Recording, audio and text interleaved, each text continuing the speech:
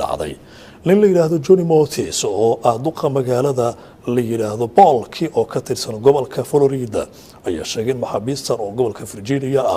dhammaantood ay ku eedeysnaayeen dambiyo fudfudud taa uu sheegay in 25% ciidamada loo hayo amaba ciqaabta loo hayo laga fududeyn doono maxaabiistan ayaa ka shaqeynayay coos jarida meel qabri oo dadka lagu aaso cooska uu ku baxay halkaas oo kor ka ilaalinayay sarkaalka loo xilsaaray ilaalinta maxaabiistan wadnaha ayaa xaruuray deetana dhulka ayuu ku dhacay mid ka mid ah maxaabiista loo yiraahdo Greg Williams ayaa waxa uu aragti ahaan yiri inagu waxaynu nahay maxaabiis banaanka ayaan joognay si wanaagsan buu inoo dhaqmay sarkaalkan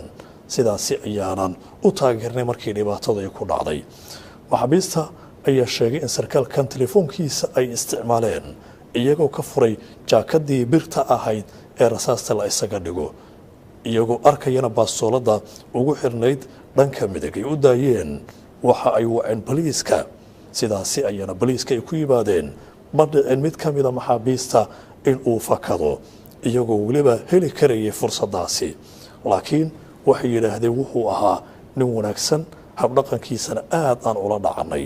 mid ka mid ah maxaabiistu isna dalbaday in aan magaciisa la shaacin ayaa sheegay in qoyskii uu ka dhashay ninkan maalintii xigtay oo gargaarkay u sameeyeen sarkaalkii waardiyeynayay inay u yimaadeen oo waliba pizza iyo waliba raashin kale fudud loo keenay duqa magaalada arintan ay ka dhacday waxa uu sheegay in habdhaqanka noocaas ee maxaabiista ay horseedi karto in laga yareeyo xabsiga wuxuuna aad u amaanay maxaabiistan gurmadka u fidiyay